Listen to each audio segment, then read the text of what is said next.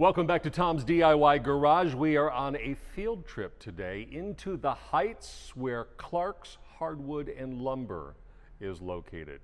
We're going to get into all why that's important in just a moment, but this is Greg Davidson in charge of buying much of the stuff that we see in and around us, right? Yes, sir. Yes. So let me start with this, Greg. What is this place? What is it that you do? What is it you provide? We sell primarily hardwoods and interior grade plywood. This is different than what you would see at a box store. Primarily at a box store, they're selling construction grade lumber. Lumber, if you want to build a house, that's where you go. But here, if you want to build furniture, if you want to build cabinets, if you want to do things like build instruments, guitars, violins, this is the place to go. I can hear people already saying, people make those things? Are you kidding? And so who are your customers? I mean, you talk about the things that people are making here, but you get customers not only from Houston, but all over the country from what I understand. Oh yeah, definitely. I mean, we get people coming in from all over the state of Texas. We get people coming in from Dallas. We get people coming in from Corpus, from Austin, San Antonio, because there are no lumber yards that are quite like us in the state. We even get people that are coming from out of state, Louisiana. I've had people come from as far away as Mississippi, just so that they can have the hardwoods available to them that they can pick out and get the best quality. As you describe that, you are a unique niche kind of provider here. Yes, sir. There is, to the best of my knowledge, there's at least one more place here in the city that does hardwoods as far as suppliers, but how many different species of wood? Can you count that high? It's last time I tried counting, it was 130 some odd different species of wood. So, you know, if you look at some place like the box stores, they're carrying pine and then maybe two other species. You might get oak, you might get maple typically. Yeah, exactly. Might get a little bit of poplar, but here. You know, 130 some odd different species, and they run the gamut from something relatively inexpensive like poplar up to something that's, you know, a sort of high-end woods, stuff like ebony, the Brazilian kingwood, the rosewoods. Some real exotic stuff. Exotic from stuff. all over the world. Yes, sir. So, as the buyer, I would imagine there are some that you just keep on hand because you know that's what your clientele. How often do you get somebody calling and say, hey, I'm looking for fill in the blank, and then you got to go searching for that piece of wood? It happens fairly regularly. You know, I had a customer that was looking for an Australian type of wood called Jara, and it's not one that we normally stock, and it was one that I had to source. We were able to bring it in for the customer. When you talk about kind of the dimensional construction grade lumber that we find at the big box store, and there's a place for that. Oh, yeah. And there's really a place for that for the person who's learning how to do some of these things so that their mistakes are not as costly. Exactly. The people who are coming here and they know what they want, I need a piece of American black walnut, they know what they're going to do with that American black walnut. They're going to measure many times before they cut once. And, exactly. Yeah. So, with that said, when I go get a 2x4, I know what the dimensions of the 2x4 are going to be. Coming here, all the pieces are different. Tell me about that and tell me why. Yeah, so pine is relatively inexpensive. It's pretty cheap. They grow it fast, they cut it fast, they dry it fast. So everything turns over. It's very, very inexpensive. So, you know, if there's any sort of waste, they don't really care so much because it's pennies. Hardwoods are a lot more expensive. It's a lot more labor intensive to dry the wood and cut the wood, so they cut it for yield. They're trying to get the most they can out of a log, and that means that the boards come in all kinds of widths. They come in all kinds of lengths. And so, you know, when you go to a box store, you're buying by the piece or by the foot.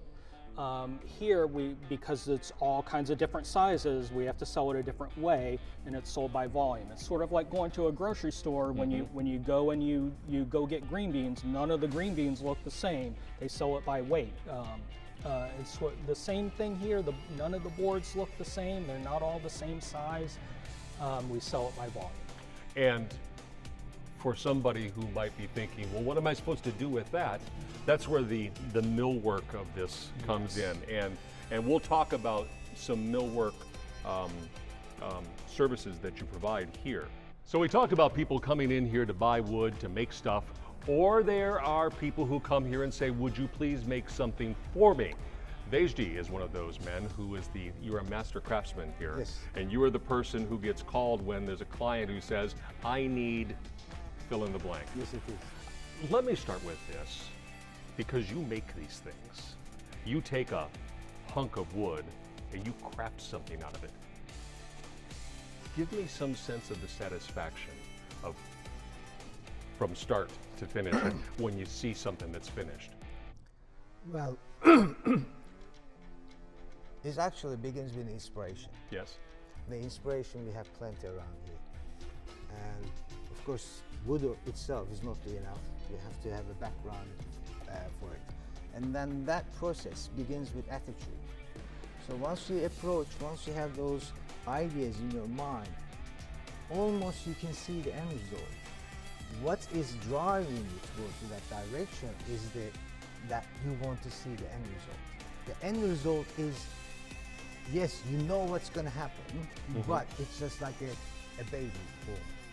And then you touch it, and then from that point on, that belongs to somebody else.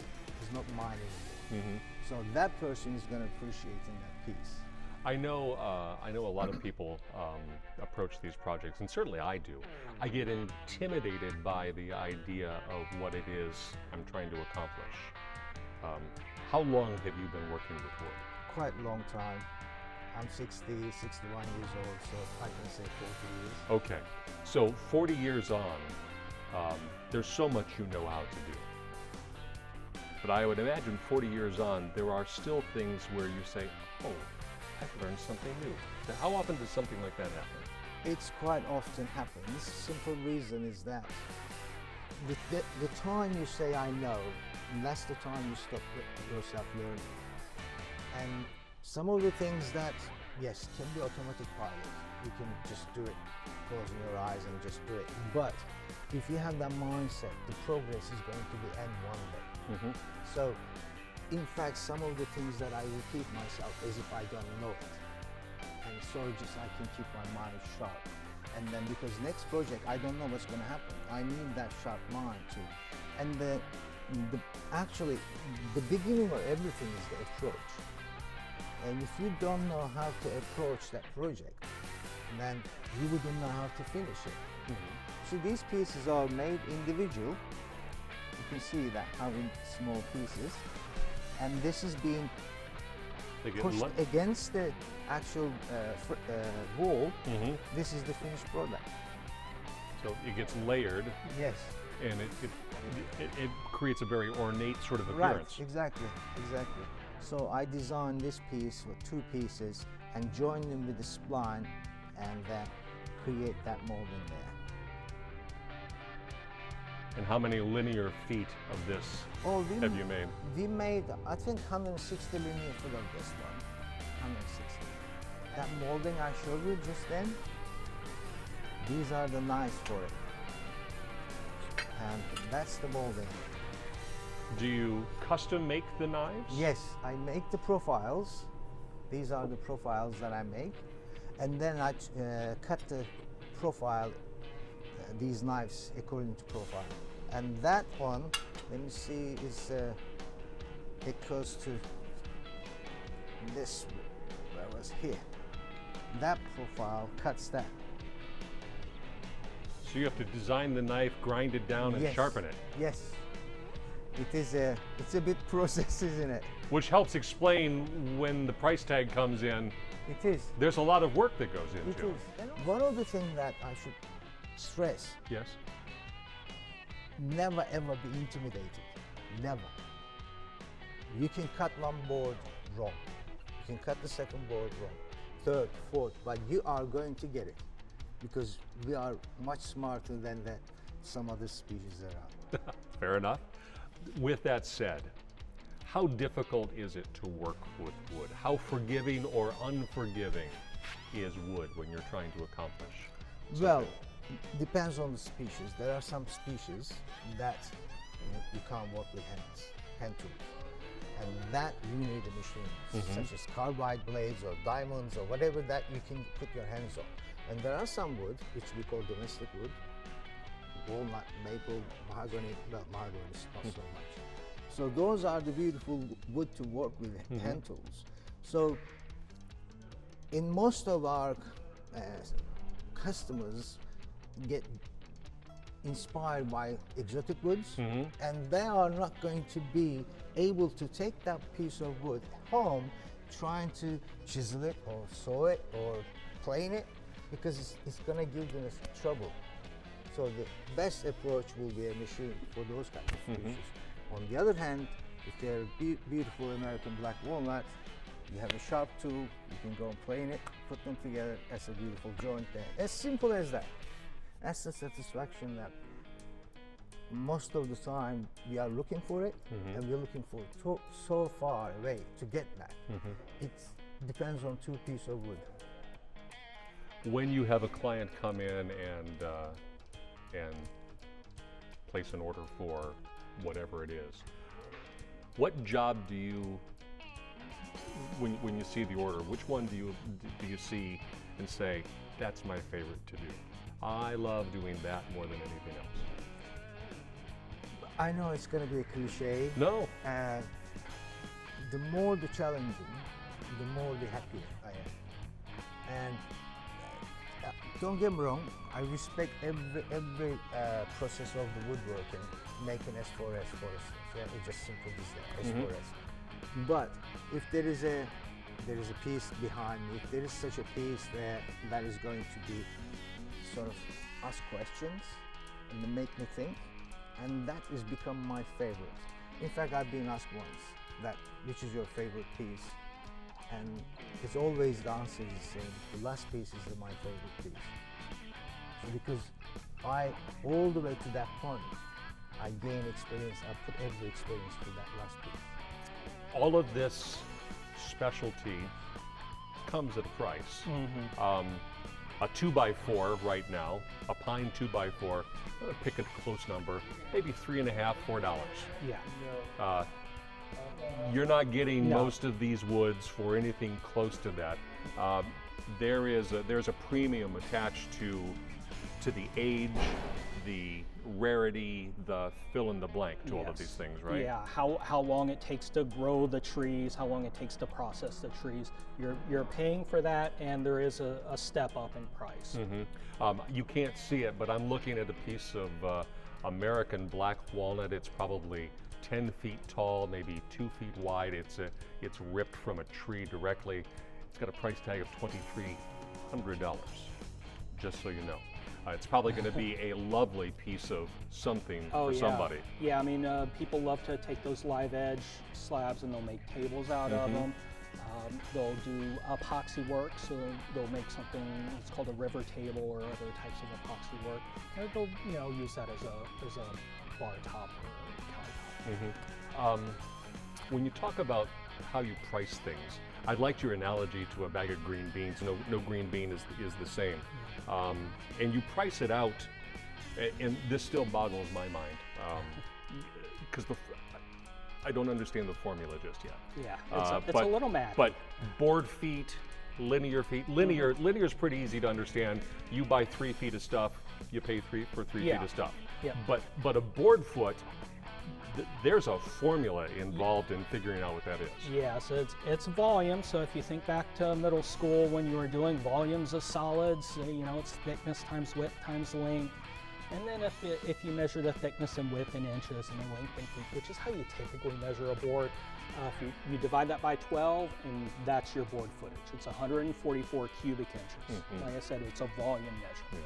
as you look around this stuff and you buy stuff and you know what you have here and you know what people are buying, and perhaps you've seen pictures of, hey, I bought X from you, here's what I did with it.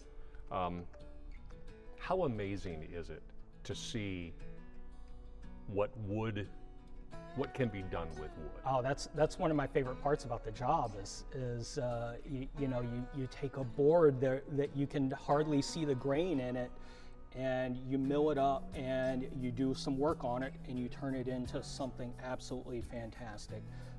It's one of my favorite parts of my jobs when customers come back and they show me what they've made with it. We get boat builders in here all the time. I get boat builders showing me, hey, this is the fir I bought from you. This is the cedar I bought from you. And now look at this. And they're showing me video of them out in the Gulf on this thing that I sold them the wood for. As far as sustainability goes, some wood species, they'll grow faster and they're easier. Some of these pieces of wood, these trees, these slabs that you have are, God only knows how old, hundreds and hundreds of years old.